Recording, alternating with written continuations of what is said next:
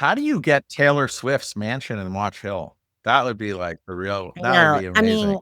we just want to go to the wedding, that's just. Yes. What I do is inconsequential. Why I do what I do is I get to shorten people's journeys every day. What I love about our hospitality industry is that it's our mission to make people feel cared for while on their journeys. Together, we'll explore what hospitality means in the built environment, in business, and in our daily lives. I'm Dan Ryan, and this is Defining Hospitality. This podcast is sponsored by Berman Falk Hospitality Group, a design-driven furniture manufacturer who specializes in custom case goods and seating for hotel guest rooms. Today's guest is an interior designer, creative mind, and industry leader. She leads teams with a strong commitment to client-focused projects that foster connection and create meaningful experiences. Her expertise spans luxury hospitality through high-end residential projects. She's got over 30 years of experience, and she shaped the interior design landscape at renowned firms such as Brayton Hughes, DLR out in San Francisco, the Wiseman Group, Duffy Design Group, and Bergmeyer. She is now an associate and studio director at BAMO Providence, Rhode Island. Ladies and gentlemen, welcome Amy Margolis. Welcome, Amy. Thank you. It's nice to be here.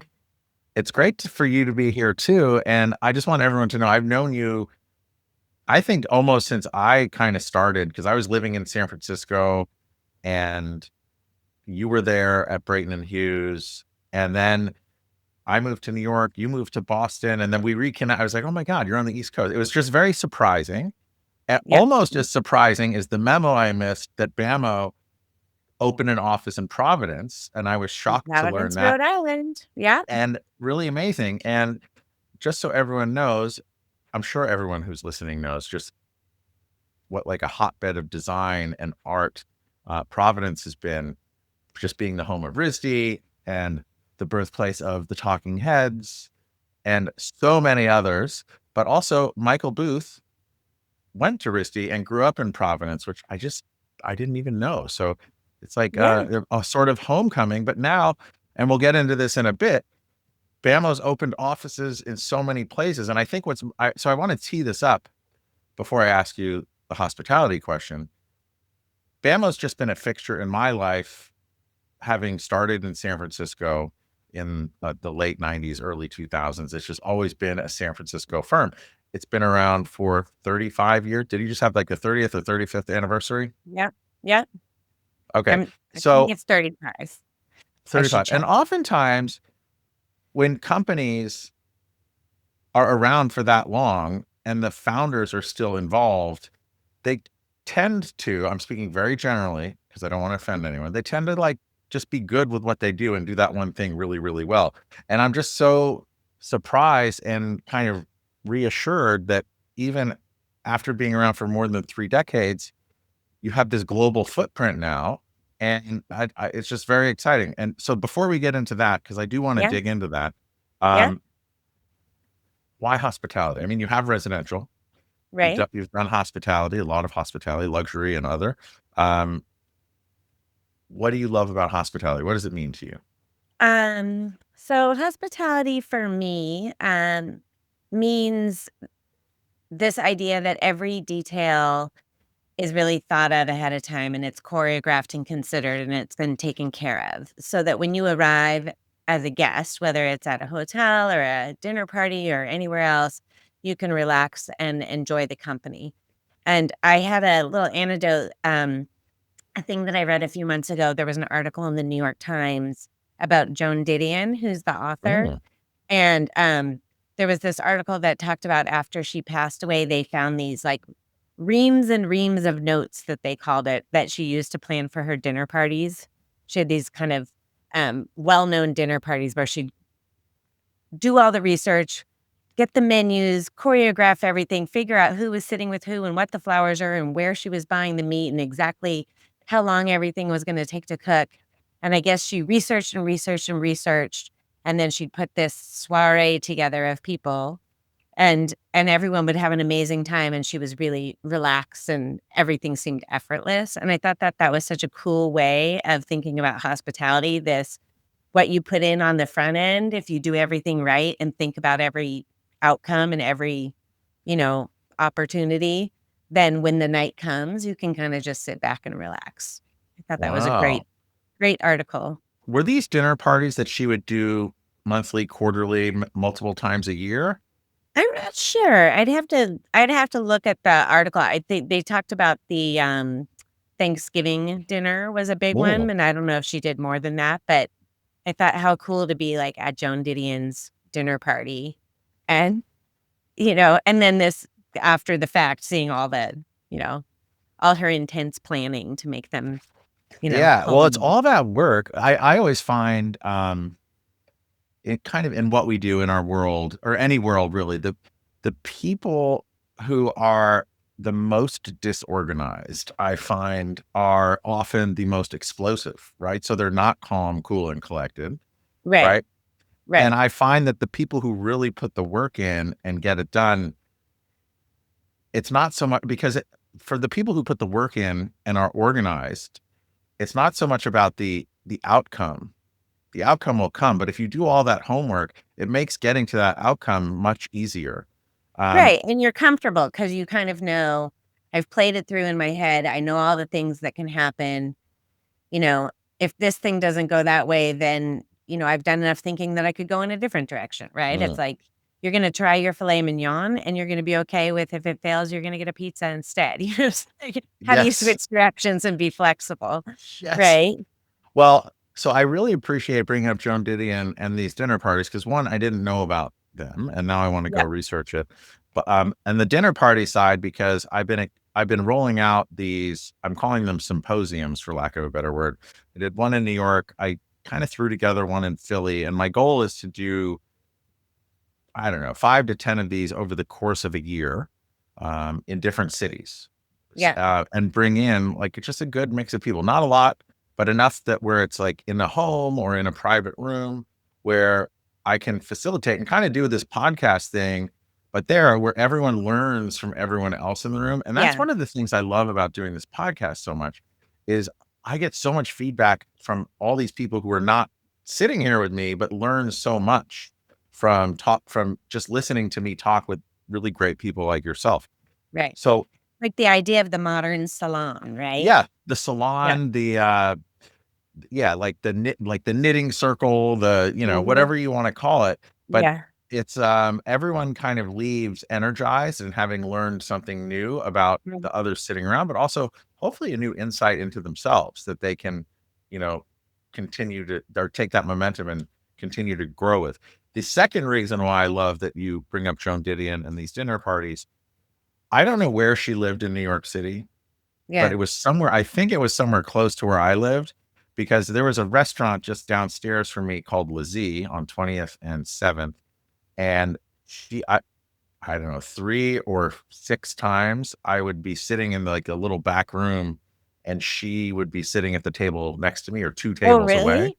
Oh my Yeah, god, it was so cool. I never talked to her, yeah, but I love her writing and her story, right, and she's been such an inspiration for so many people just from a perspective of creativity, but also, I can't remember the name of the book now, but just how to deal with loss, and Oh, the she had one she wrote after her husband died? Yeah. yes, I don't remember uh, the name of it either, but it was a very good book.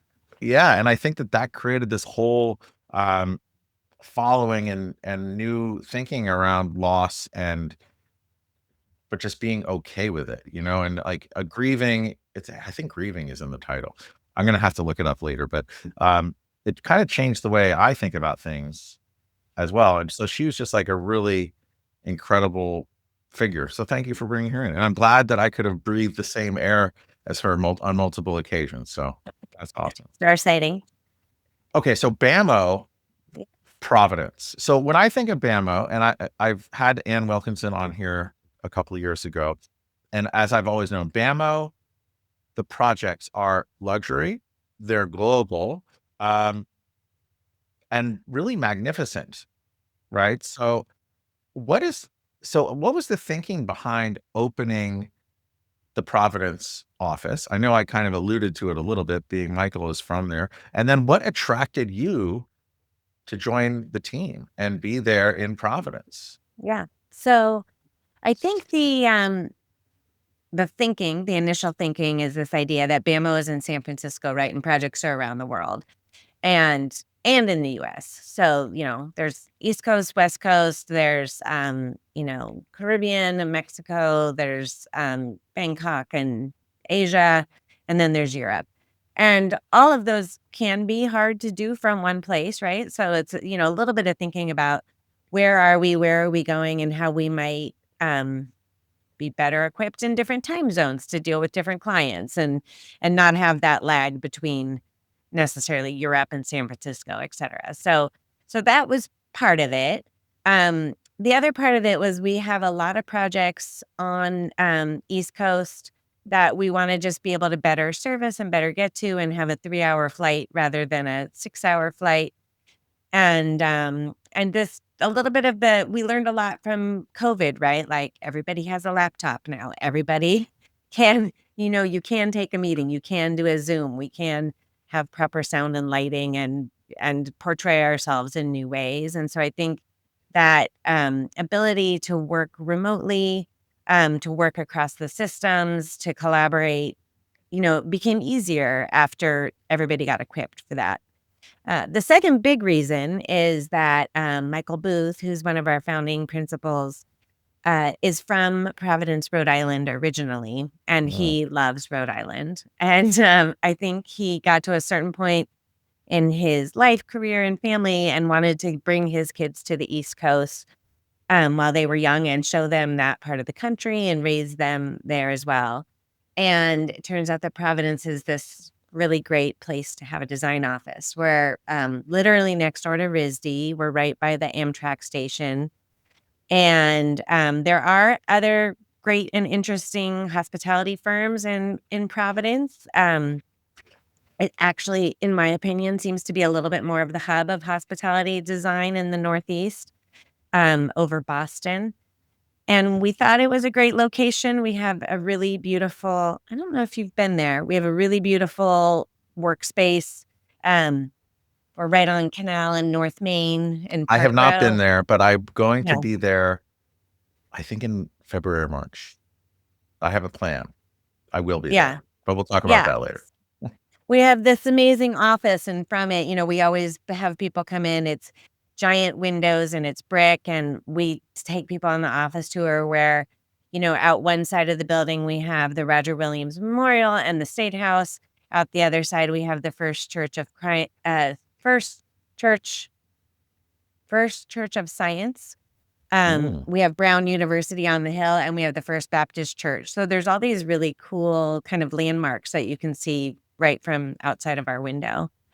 And we find that it's a good spot. It's kind of easy to get in and easy to get out, and it's a train ride to New York.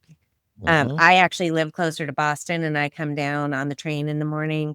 So, and then Rhode Island in general has this great history of makers. I can't reel them all off, but Michael can.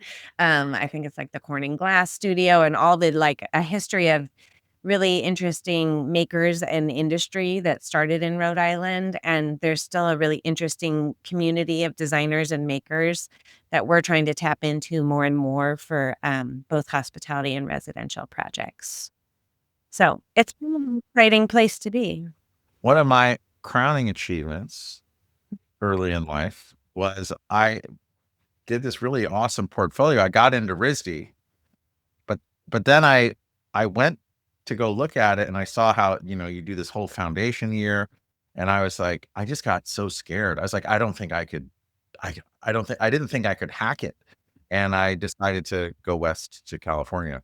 But it is awesome. My mom, who's a great artist, she applied there and didn't get in when she applied. So that was like why it was my big crowning achievement. I beat my mom, even though she's a better artist. So, but that's great. And then also another recent phenomenon for me with respect to Providence is there's this really cool trilogy that they're turning into a movie.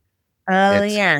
called, it's City on Fire, City of something, and then City of Dreams. There's 3 books by Don Winslow.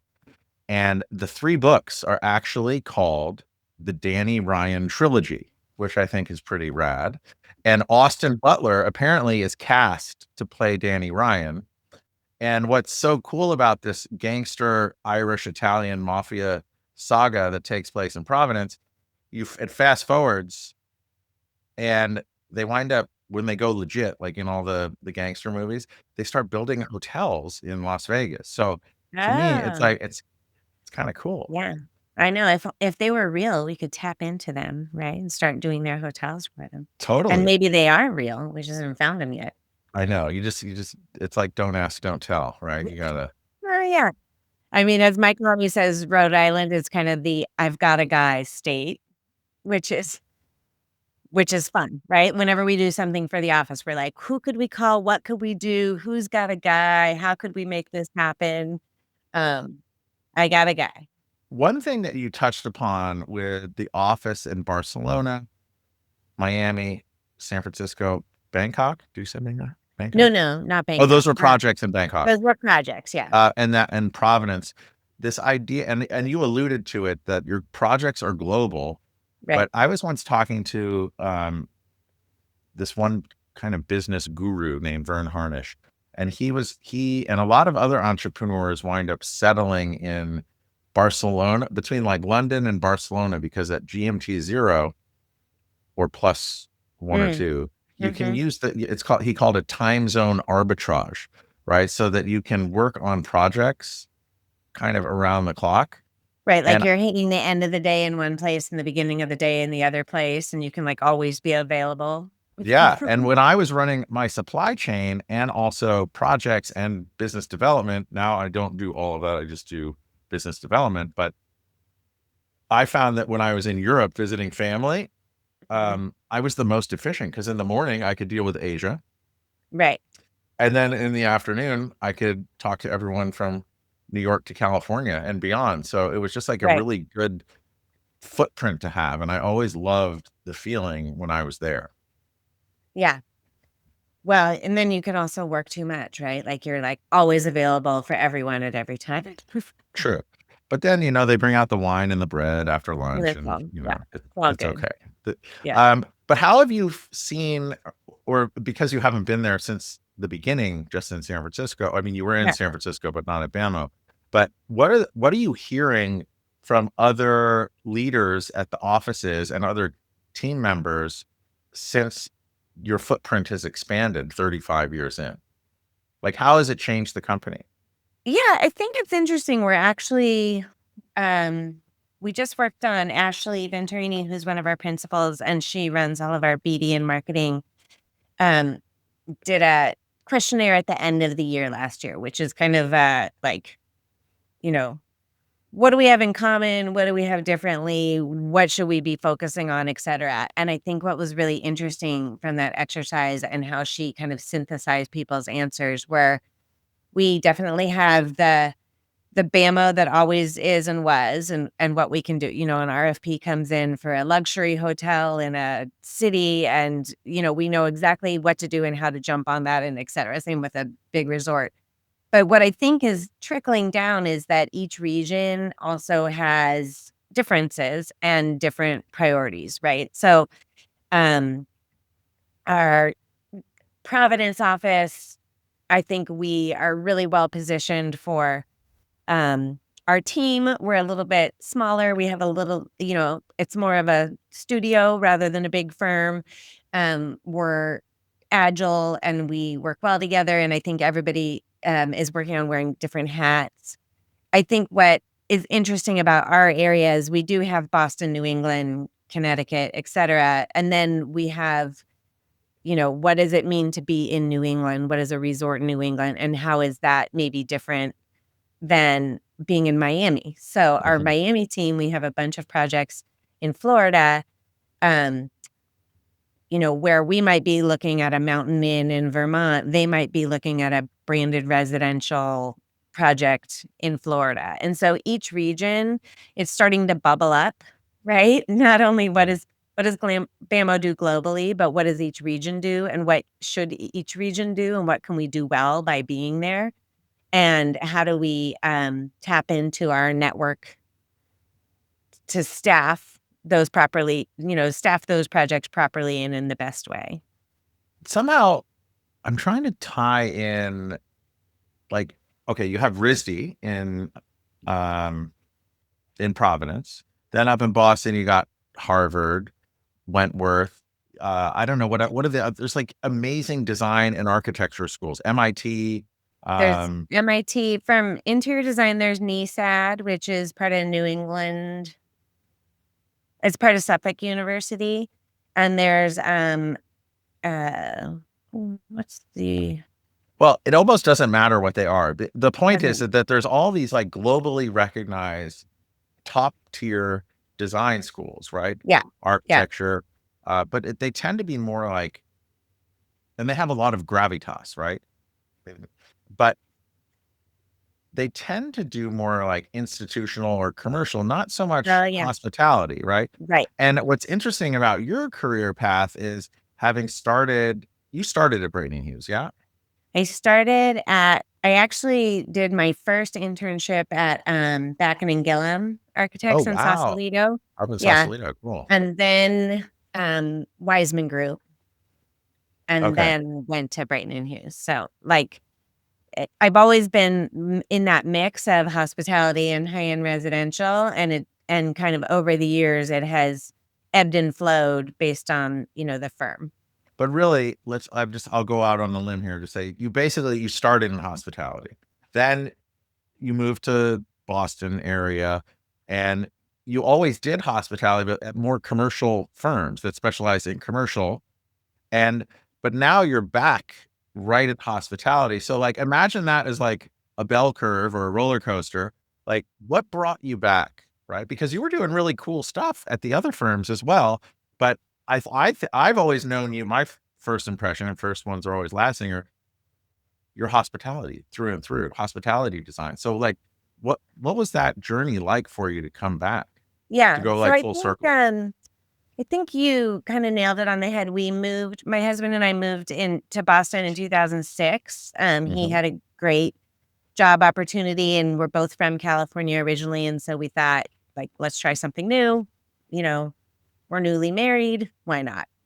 And I got to Boston, and I was used to San Francisco. At the time, the big firms there were BAMO and Brayton and Hughes. There were a few other ones, but those were like the two biggest ones, right, in Mhm. terms of hospitality design. And I loved the size, right? 30-ish people, focus on interior design and architecture, um, both doing really high-end, beautiful work, really great brands, both of them doing at that time residential and hospitality.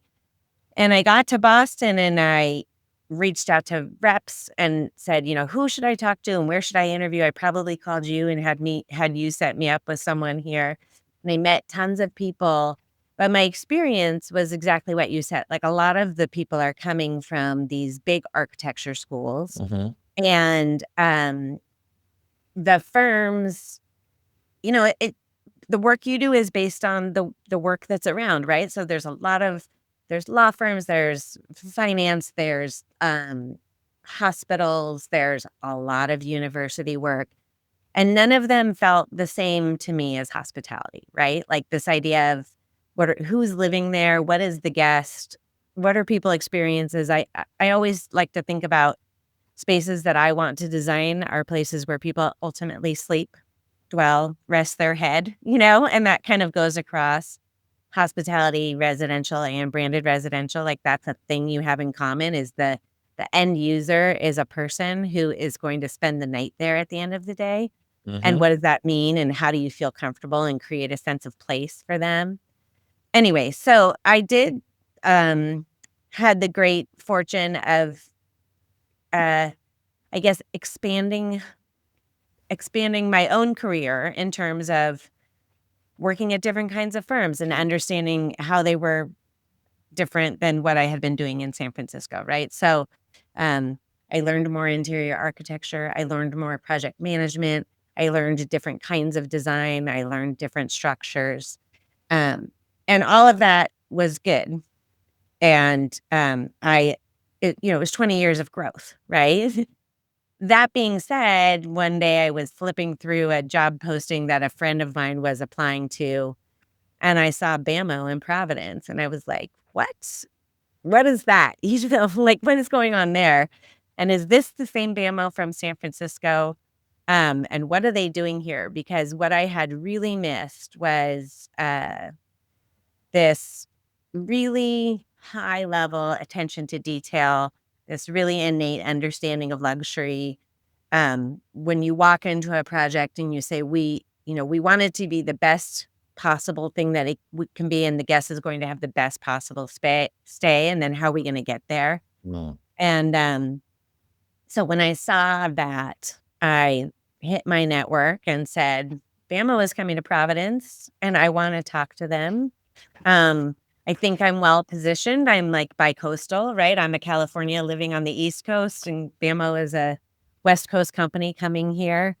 And I have always done hospitality and residential. So I took a chance and reached out and somehow convinced them to let me be part of what was going on and come on as studio director. Um, and I think also because of the many experiences that I've had over the years and not kind of just doing one thing, we are, you know, we are a little studio in a big firm. So on a daily basis, we wear all the hats. We have to be entrepreneurial. We have to do BD. We have to do the design. We're doing hiring, we're doing HR, you know, it's like all the things. It's the great situation where you have the backup of the firm that's, you know, we have an accounting department and a finance department and HR. I don't have to do all of that, but I have to do a lot of little things all the time. But I like that feeling, you know, that feeling of being entrepreneurial and supported at the same time. Cool. And then what, as far as like BAMO East or BAMO what are you calling it? BAMO East or, well, no, because Florida could be East. You're BAMO Providence, right? Yeah. We call ourselves, I don't know what we call ourselves. We call ourselves BAMO PVD, but we do have so we have Florida, and then we have recently Sergio Mercado, who's a designer in his own right, who had a residential firm in New York. And he's an ex BAMO San Francisco person from many, many years ago. Oh, wow. A Yeah. boomeranger. A boomeranger, yeah. So he's come back into the fold also. So we actually now are Providence, New York, Miami. And we just had our BAMO East holiday party not long ago, where we brought in everybody who was on the East Coast or kind of like east of the Mississippi, for a dinner party and a day in the office and all that kind of stuff. So we're really working on figuring out how we're all working together, which things go which way. I think like Sergio right now is working on a Kip Space Show house in Miami, and Natalia in Miami is helping him. And we're kind of tapping into a lot more of our East Coast vendors for that, just to like let people know that we're here and Yeah. make sure that Well, we're giving back. like I said, I missed the memo. And to me, it was so surprising and amazing. And I'm Yeah. so glad to have you on. And as you think about Providence and the East Coast BAMO over the next couple of years, like what's like the dream state? Let's say like 3 years out. What are you guys rowing towards? Well, I think a healthy mix is my goal. Diversification and a healthy mix. But what I think what we really are, where I spend my time, I guess is the best way to talk about it. Um, Michael and I have been going every year to the Chatham Luxury Home Summit because we think that this kind of residential portion is really interesting for us. There's a lot of, you know, if you think about the East Coast, it's like Nantucket and Martha's Vineyard and, you know, all the way up to Acadia and Mount Desert Island. And you can go to New York and do Rhinebeck and Hudson Valley, or you can go up to Stowe and Vermont. All those places have houses. All those places have hotels. And I think that our mix of how we think about the projects similarly, we pull products similarly for both of them, and then we figure out how to make it work. So residential and hotel in the Northeast, I think is, definitely high on our list. And because also as much as we like to travel, it's nice to take like a day trip. I did a Yeah, hotel on Nantucket a few years ago, and I could like hop in the car in the morning, be on the 10 a.m. ferry, spend the day there, and kind of have the ferry home in the afternoon. And it was kind of an amazing day, right? Like you're taking the boat to Nantucket for the day. Might have been a little cold in the off season, but I think we love that idea of having an impact in our local area. That being said, I think, we have a few projects that we're looking at around the country, or we're talking about one this afternoon, a possible Caribbean project, so we have some of those out there too. And then I think there's a lot of hotels in Boston um, that we'd love to be involved in, but they need some TLC. And sometimes that work, depends on who owns it and who operates it and who their favorite designer is. But a lot of time that work will go to New York or outside of Boston, and we'd love to be the resource for a luxury hotel in Boston. totally. We don't think it needs to go so far. Hey, everybody. We've been doing this podcast for over 3 years now. And one of the themes that consistently comes up is sustainability. And I'm just really proud to announce that our sponsor, Berman Falk Hospitality Group, is the first within our hospitality industry to switch to sustainable and recyclable packaging, eliminating the use of styrofoam. Please check out their impact page in the show notes for more info. And then for those potential clients that are in the Northeast and Boston in particular, how do you let them know that you're here and introduce them to BAMO? Like, what's your approach to like developing new relationships and developing trust with them? Yeah. So I think Because there's a few different things. to be perfectly honest, when I look at like all of the projects that BAMO has done globally, in a way, it's almost intimidating, right? Because they're so freaking amazing. I mean, like really, really, really over the top. So how do you bring that into like that Puritan New Englander New England. Well, yes, there is that. as a New Well, Englander? yeah. Connecticut kind of doesn't Well, really count. we have a few different things going on. I mean, so one is we are trying to talk to as many people as possible, right? So I'm talking to you. I did a Brick and Wonder networking event recently. We attend the NEWH events, etc. We're trying to get the word out that we're here and tell people about us. We just got a great referral from like a person who Michael knew who knew a person. You know what I mean? Like I have Yeah. the companies that I know I want to talk to, and we're working on trying to figure out. I mean, I hit you up recently, right? Remember at BDNY, I was like, Yes. I want this project. Who do you know that I can talk to? Yes. So we're trying to be specific about, we're looking what are the new builds? We're paying attention. We're reading the journals. We're looking at what properties might need a renovation, what things are 7 to 10 years out, and trying to see if we can get in front of the asset managers. How do you get Taylor Swift's mansion in Watch Hill? That would be like for real. I That know. would be I amazing. mean, we just want to go to the wedding, that's just, Yes. But then we made a big change last year in our social media. We brought a company on to help. We brought Samara, who's our marketing manager, who's done an awesome job. And we're setting goals. Like, what do we want to say? Who do we want to say it to? Mhm.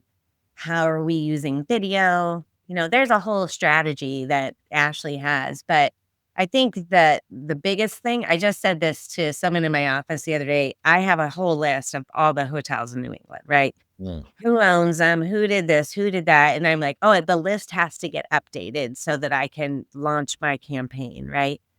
And I had this revelation recently that said, I was like, I don't actually need to update the whole list. I just need to do 5.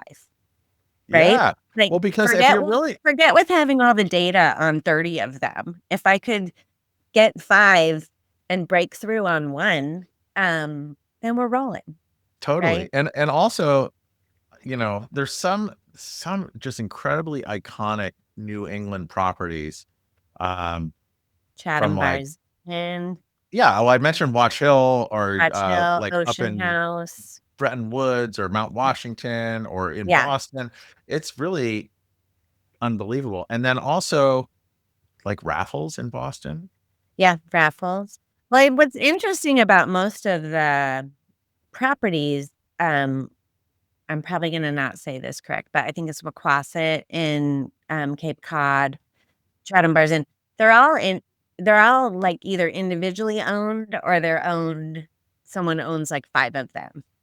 Or maybe there's an operator who operates 5 of them, like Main Street Hospitality operates a bunch of the, high-end Or like ones. Hammett's Wharf. Hammett's, yeah, they operate that one. So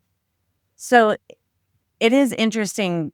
You can start to make the connections, right? You can see who the owner is and what they're doing, and so we're trying to meet as many of them as possible and tell our story, tell our why we think we can do it better.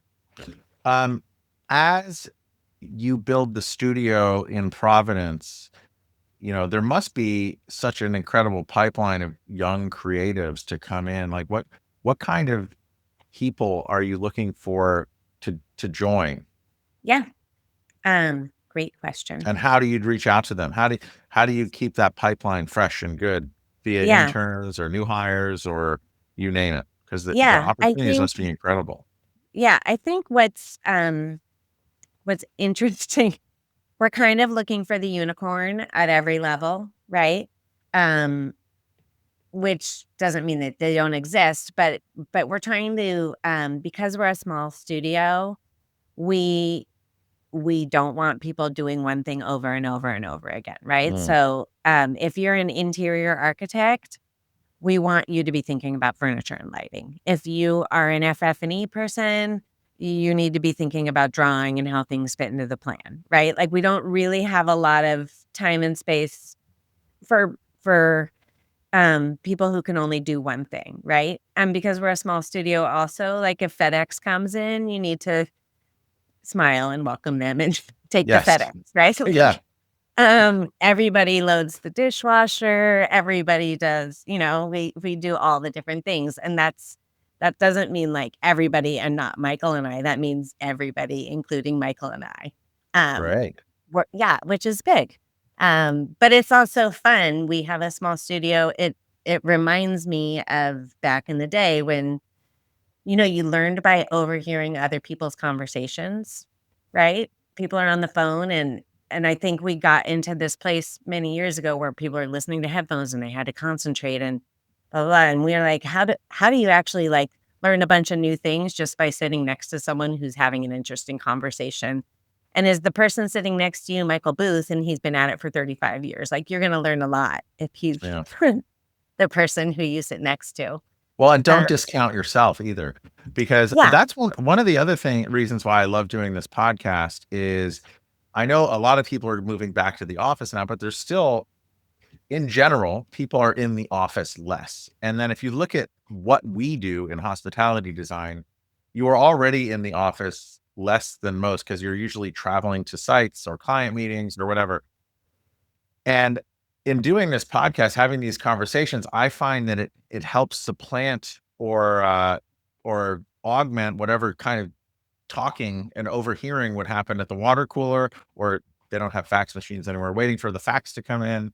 And I think so much can be learned from hearing a very heated discussion or a really great, awesome conversation. And it kind of gives you a framework for how to act. And I feel for like the younger professionals coming up because a lot of it is just like missed out on. And okay, and then you take the headphone thing, but we can just learn so much just by immersing ourselves in a studio or in an office. And I personally miss it.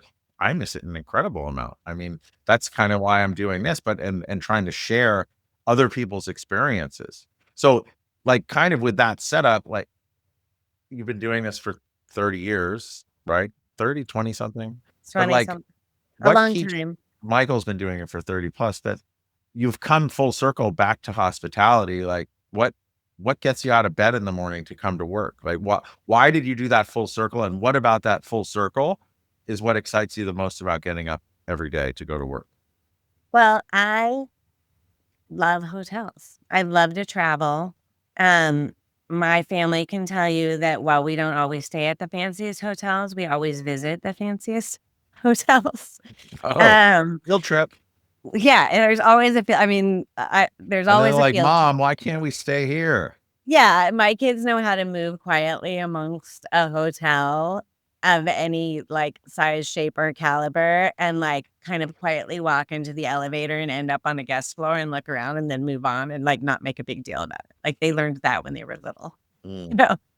Um, I think that well, I don't know. I mean, one of the things that I have done a lot recently is proposal writing, right? So one of them was in a major US city, another was in Turks and Caicos. We had a thing in Fiji. And there is kind of this excitement when you open up an RFP and you look at it and you're like, what are they dreaming about? Like, what is the vision of this? Oh, it's barefoot luxury. Oh, it's this. Oh, it's, city elegance, etc. And kind of that working in relationship with the design team and the architect, and also talking to the client and figuring out, like, what's your end goal here, right? Mm. Like, yes, you wanna make money, of course, everybody wants to have a successful project, but, is it what is how is the success gonna be defined, right? Is it, the most architecturally edgy place in the world? Is it the most comfortable, hotel in New England? Is it, privacy and seclusion in the Bahamas? Yeah. Figuring out what the end goal is, and then knowing that there's like 1,000 solutions to get there, right? Like, what is our team gonna work on? Um, I I like the role that I'm in now because there's like people bring ideas to the table that I just wouldn't have ever thought of. And I find that inspiring. And I like figuring out what's behind that, right? Like, how are they coming to that idea? Do I think it's relevant? How do we work through that? That's like an interesting part of my job. Um, and then I like going and visiting places. I'm also noticing something about your career path, and Yeah. I'm gonna skip over some of them because some of them just don't make my point. But if you Yeah. were to look at Backham Gillen, Brayton Hughes, Bergmeyer, BAMO, all Yeah. Bs, right? They're all I Bs. only work at firms that are Bs. Yeah. So we may have uncovered something there. But if you were to before BAMO, any of those other Bs, is Yeah. there anything that you learned from a leader or mentor at any of those firms that really stuck with you that you try to incorporate into your vocation and and mentoring Yeah. new people? Um, Give me an example. Give us an uh, example.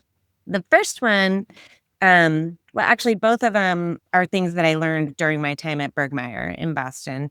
Um, Bergmeyer has, like, a long legacy in kind of retail design and, working with brands, and it's different than how we usually work with the hotel clients, right? Just that I don't know, it's just a different language, right? Everybody in Mhm. hospitality, we have our language, retail has their language, etcetera.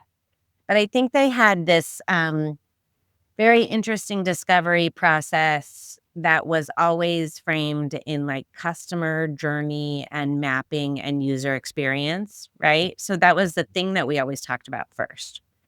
And so it wasn't, is it Rococo or barefoot luxury or, it wasn't like based on site or context or anything. It was this idea about, like, who's our user? How do we want them to feel? What experience do we want them to have? And how do we define that first? And then find design solutions around that. And Mm. so while it took me a while to get that reframing from user to guest. It it is how I think now. Like, I think I mentioned it earlier. We had a competition that we were doing in December. We said every design firm can come in and make a hotel, right? Like this, there's a brand, there's an idea, there's a bunch of obvious solutions. But how do we say, okay, this person is coming to this hotel for this reason, and this is who they are and what they might like, and kind of narrow down their demographics, and then create a design solution that would speak to their need rather than saying it's like this building and it should look like that. So, that was a great experience, and it really did change the way I thought. And I do it for residential clients. I do it for hospitality clients. This idea of like, who's the guest? Why are they coming here? What do they need? How can we make that interesting for them?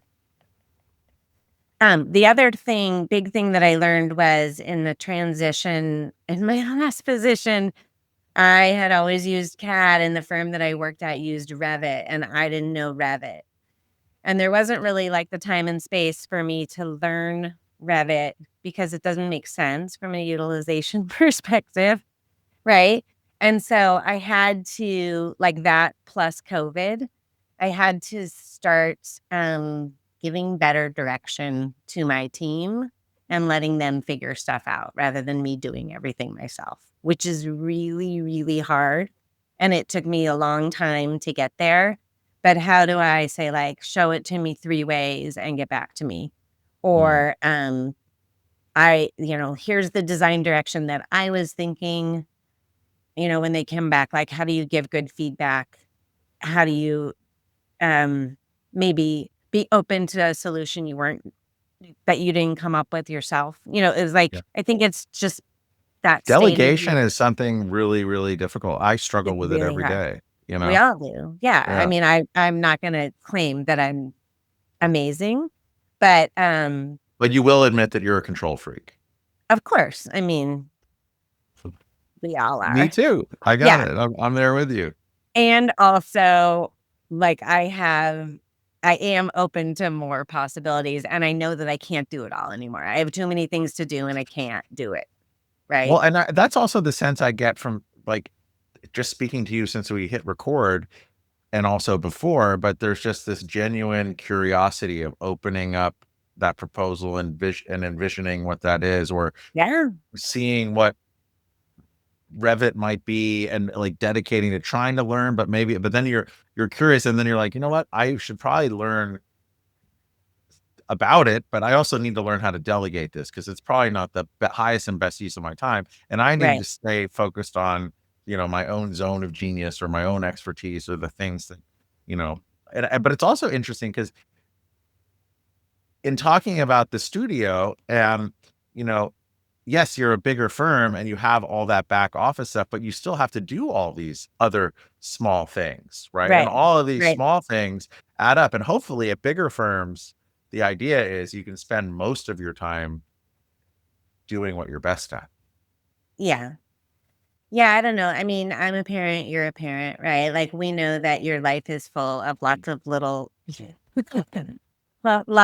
balances, surprises, things all the time, right? So, like, your capacity, I think like a new parent will be like, I don't know how I'm going to be able to do A, B, and C. And I'm like, your capacity just kind of grows every year a little bit more, right? Yeah. And also you navigate a path where by virtue of the capacity growing, you also learn whether you like it or not to hand off more and more and more, but also get really clear on your thinking and communication and the strategy so that you can teach others how to execute. Yeah. Yes. You were at Backham Gillam before Brayton Hughes, correct? Yes. Okay. So were you living in Marin or did you? No, I lived in San Francisco. And then I would go to Sausalito. But it's a great drive every day. Did you take the ferry or drive? No, I drove. It was when I was in school. I went to CCAC, no longer C, and also no longer CCA. It just got sold to Vanderbilt. I don't know if you heard. I didn't. Yeah. It was like a week or two ago. Oh, wow.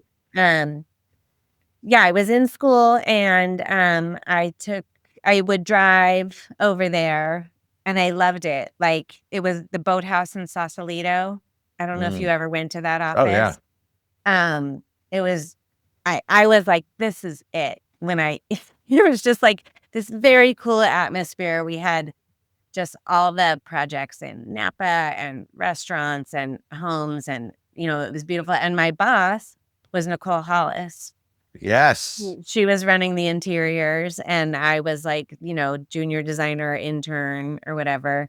And it was such a great learning experience. They did this one thing that I thought was the coolest thing. Every year they would go on their company party and Howard would call 4 or 5 clients that we were working on current houses of, and they would get like, I don't know if we had a bus or 12 passenger vehicles or something like that, but we would go as a group and visit those sites. Some were in Wow. progress and some were fully finished. And then we had dinner at a big restaurant in Napa or St. Helena or something. And I mean, what an amazing I don't know how old I was then, but like what an amazing and you all got to bring someone. I brought my roommate and she said, "This is the best day of my life." Like, I mean, So that's actually when I think I first met Nicole when she was working at at Back Back and in Bill. Gillum. Yeah. Yeah. That Nice, was nice. before she went out on her own. Yeah, and she's built quite a career for herself. Yeah. Amen, sister. Yeah. Going back to that, like that, you're going over the Golden Gate Bridge, you're going down to the boathouse, you're having these great experiences. It's your first like design job. Um, if the Amy that I'm talking to now were to magically appear in front of that Amy, what advice do you have for yourself? That's a good question. I think that the biggest advice is to be open, to be open to the possibilities, to put yourself out there, to say yes, um, to try new things. And I think the biggest thing is to keep educating yourself. Like, read a book, watch a podcast, go visit that hotel, take yourself to a fancy dinner where you wouldn't usually go, or say yes to an invitation from a rep who's going to take you to a fancy Mm. dinner. I still have things in my career all the time. Like this year, I've been learning lots of Dell Tech and project management stuff, which has not been my forte in the past. I've always done it, but somebody else has done the technicalities. But also,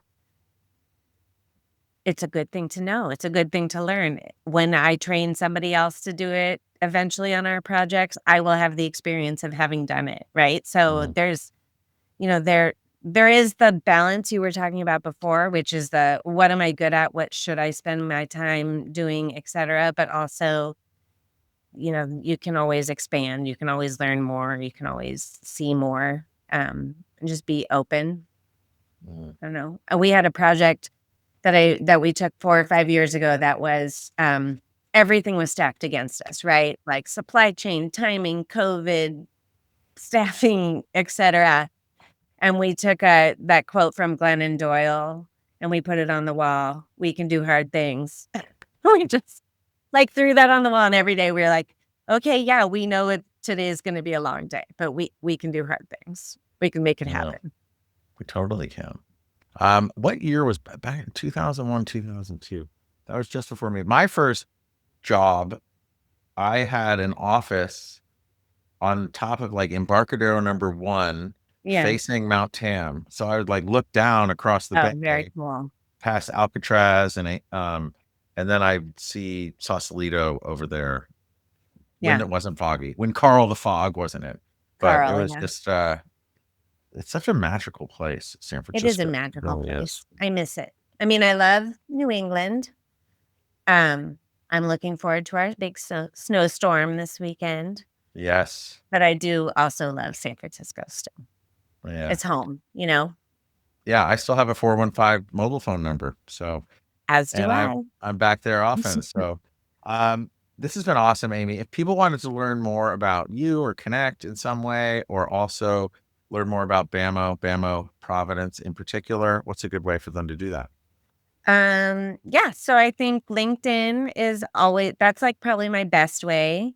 Email, I would say, is my second best. Mhm. And then I do post on Instagram also, although I don't know if I actually check when people ping me on Instagram.